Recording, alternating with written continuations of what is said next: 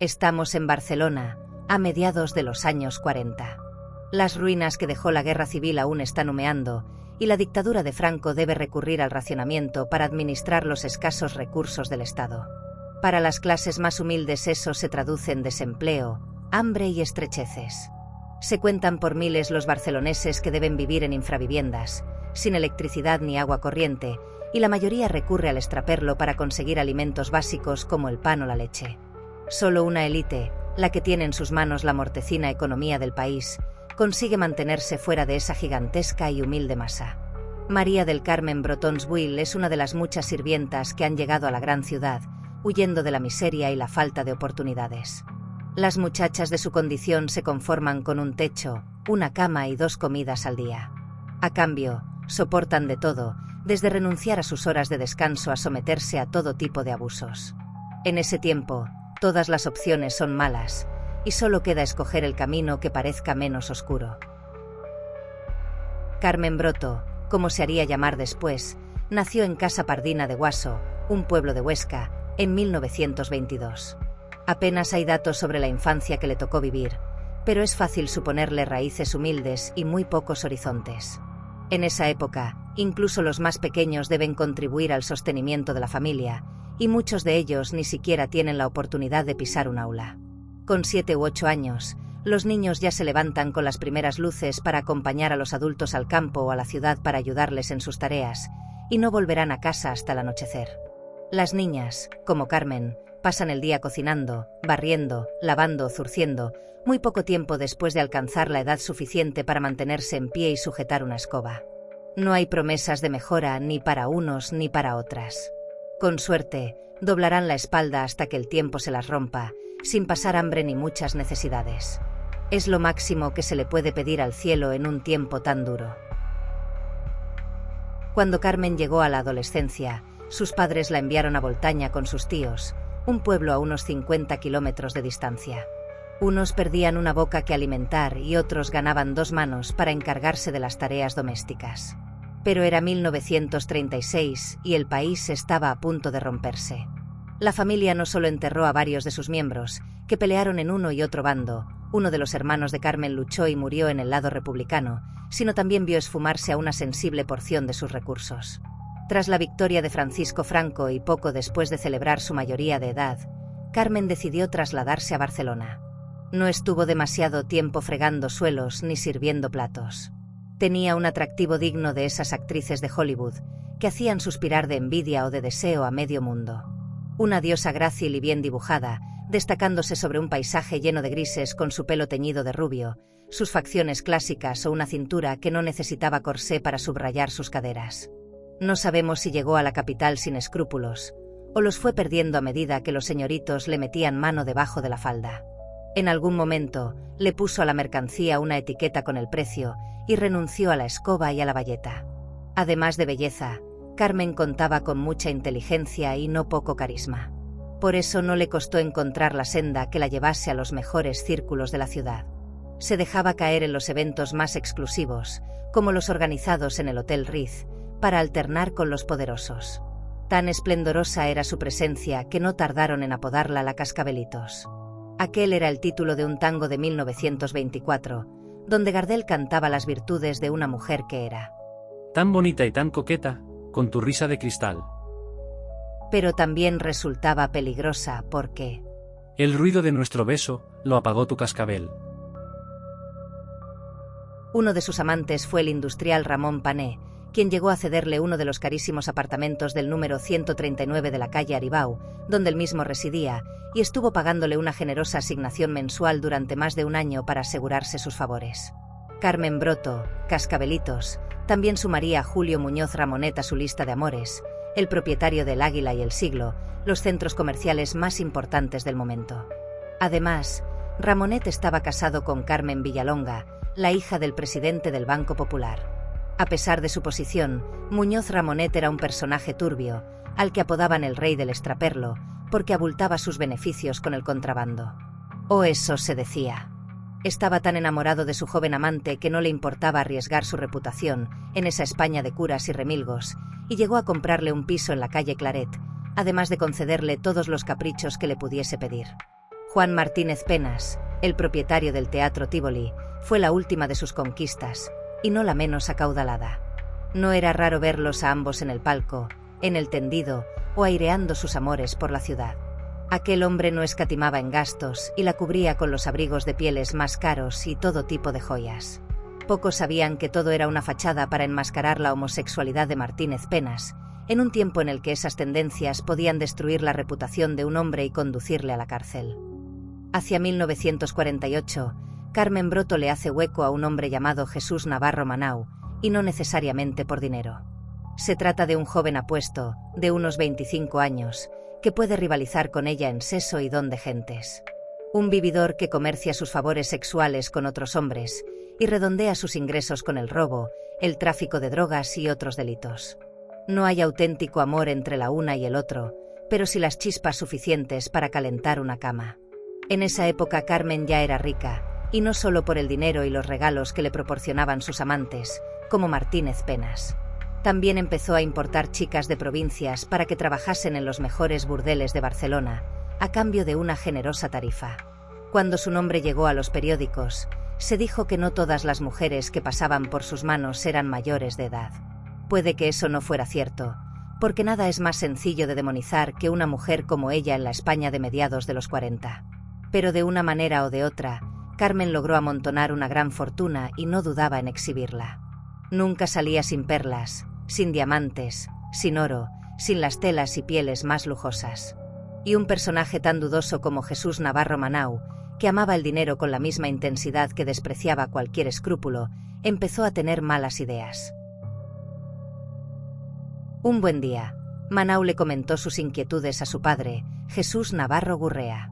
Aquel era un viejo delincuente, experto en abrir todo tipo de cerraduras y cajas fuertes.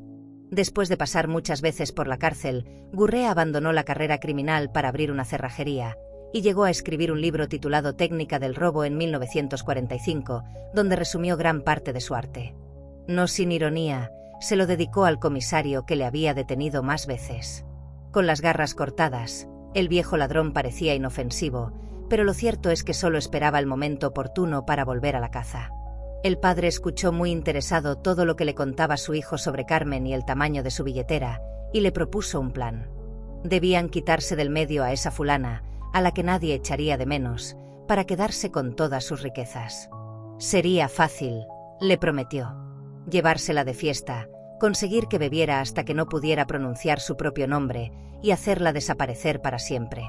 Para recortar todos los flecos, tal vez pudieran meter en el ajo a Jaime Viñas, empleado del padre y amigo íntimo del hijo.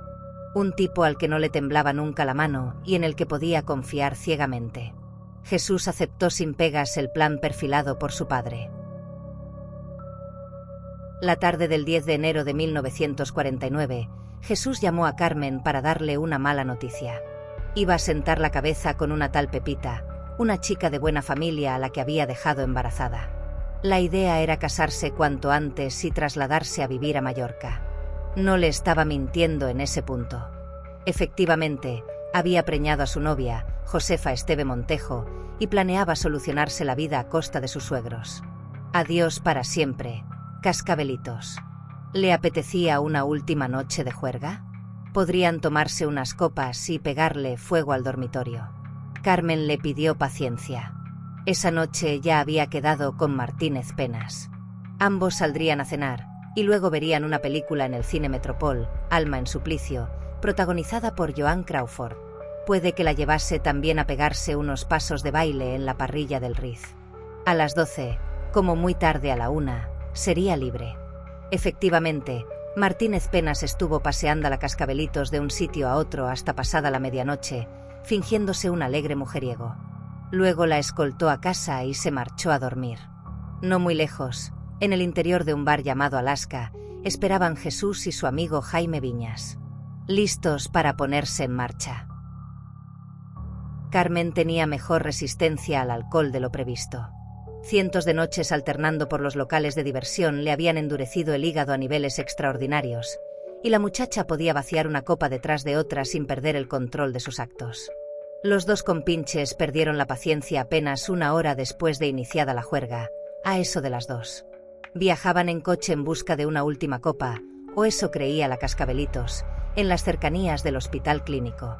Jaime iba al volante, Carmen en el asiento del copiloto y Jaime detrás, con una maza de madera escondida entre sus pies. Levantó el arma, quizá después de intercambiar algún gesto, y la descargó sobre su desprevenida víctima. No fue un buen golpe.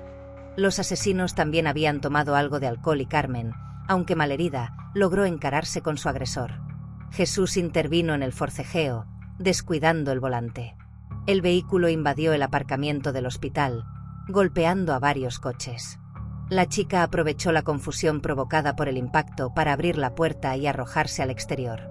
No pudo alejarse demasiado porque estaba aturdida, y los hombres solo tardaron un segundo en perseguirla. Se la llevaron, ya inconsciente, hacia un lugar pactado de antemano, un huerto en la calle Legalidad.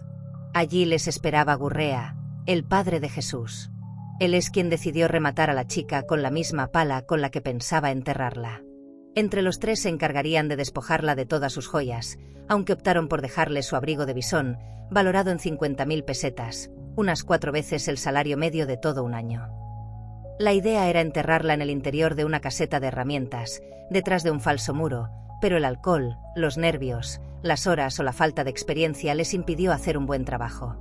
Los ladrillos se colocaron de manera bastante chapucera y el cadáver apenas quedó cubierto por una fina capa de tierra. Ese fue el primer fallo. El segundo lo cometieron algunos minutos después. Tras el golpe sufrido en el aparcamiento del hospital, el coche solo encontró energías para desplazarse algunos metros y luego se negó a seguir. Los asesinos tuvieron que abandonarlo allí mismo, lleno de sangre y de huellas. El último petardazo del motor alertó a los serenos que patrullaban las calles cercanas. Se dieron prisa en llegar porque temían que fuera un disparo. No había armas, pero sí un sedán de la marca Ford abollado y con el interior manchado de sangre. Sus ocupantes habían intentado arrancar la matrícula antes de huir, sin conseguirlo. Avisados por los serenos, se personaron en el lugar un inspector y 2 agentes, que no tuvieron que esforzarse mucho. El arma homicida, un mazo de madera de unos 30 centímetros, estaba en el salpicadero, completamente manchado de rojo. Por el suelo del vehículo, andaba el bolso de Carmen. En su interior, además de 280 pesetas y algunos útiles de maquillaje, se encontraba su cartilla de racionamiento, con su fotografía y su nombre. Pero eso no era todo. Tanta era la sangre derramada que los asesinos habían dejado un claro rastro de sus pasos después de abandonar el lugar. Sus huellas conducían calle arriba a unas pocas decenas de metros, hasta uno de los huertos que entonces había en el lugar. Los agentes echaron la puerta abajo y dieron con una pala manchada de tierra y de sangre todavía fresca. Ya no quisieron tocar nada más y avisaron al juzgado de guardia. El juez ordenó hacer un registro completo del lugar. A las 7 de la mañana, con la ayuda de los bomberos, los agentes localizaron el cadáver. Además de un revelador rastro de huellas, había un muro mal ensamblado, con una mano de cal todavía fresca. Carmen estaba allí detrás, bajo una capa de tierra de apenas 2 palmos. A pesar de las deformaciones que le afeaban el rostro, su pelo rubio, su abrigo de piel y su vestido de terciopelo rojo permitieron identificarla sin equívocos. Los agentes averiguaron que el Ford había sido alquilado por Navarro Manau la tarde anterior. Llamaron a su casa y los recibió la madre, que no supo explicar dónde habían pasado la noche ni su esposo ni su hijo. En la vivienda se encontraron ropas manchadas de sangre. Más o menos a esa hora, alguien llamaba a la comisaría para informar de la presencia de un cadáver en la calle Industria, a la altura del número 246, cerca de donde había aparecido el cadáver de Carmen Broto. Se trataba de un hombre de 50 años, que al parecer había ingerido algún tipo de veneno, tal vez cianuro. Por los documentos que llevaba encima, se determinó que se trataba de Jesús Navarro Gurrea. En circunstancias similares se encontraría también el cuerpo de Jaime Viñas esa misma mañana, que optó por el cianuro para evitar una más que probable condena al garrote vil. Tirando del hilo, los investigadores dieron con Pepita Esteve, la prometida de Manau, que no quiso mentirle a la policía. Su novio se había presentado en su casa a las 5 de la mañana, bastante agitado, para proponerle huir de inmediato a Palma de Mallorca. Ella le pidió tiempo para pensárselo, porque tuvo miedo. Aquel hombre parecía más un toro acosado por las banderillas que el futuro padre de su hijo. Los agentes intervinieron el teléfono, seguros de que Manau volvería a llamar. Lo hizo a las 7 de la tarde. Quería ver a Pepita cuanto antes, en la Rambla de Santa Mónica frente al kiosco de Atarazanas. Ella le dijo que había venido a verle la policía, sin contarle que los estaban escuchando. Manau le quitó importancia. Ya tenía 2 billetes para Palma en el bolsillo y todo quedaría aclarado durante el viaje. 1 hora después, 5 agentes de la Brigada de Investigación Criminal le echaron las manos encima. Manau se derrumbó en el acto, admitiendo su crimen.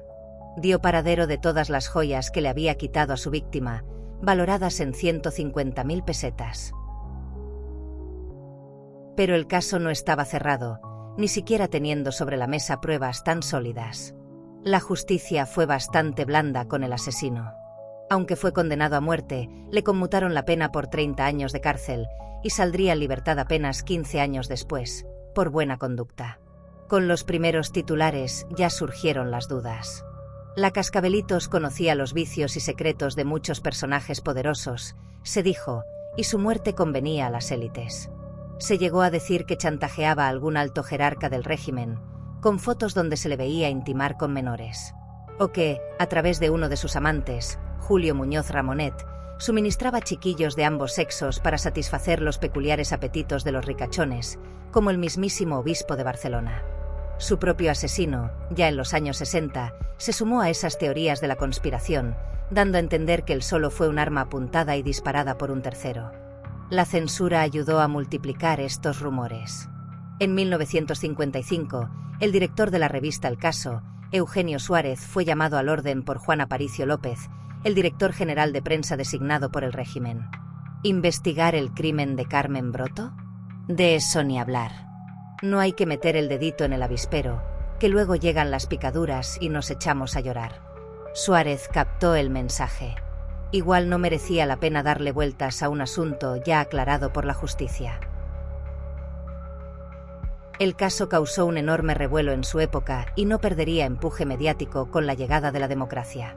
Entre otras obras, Carmen sería la protagonista del libro El crimen de la calle Legalidad, de Alberto Esperati, publicado en 1983, y de un episodio de la serie La huella del crimen, emitido en 1991, donde es interpretada por la actriz Silvia Tortosa.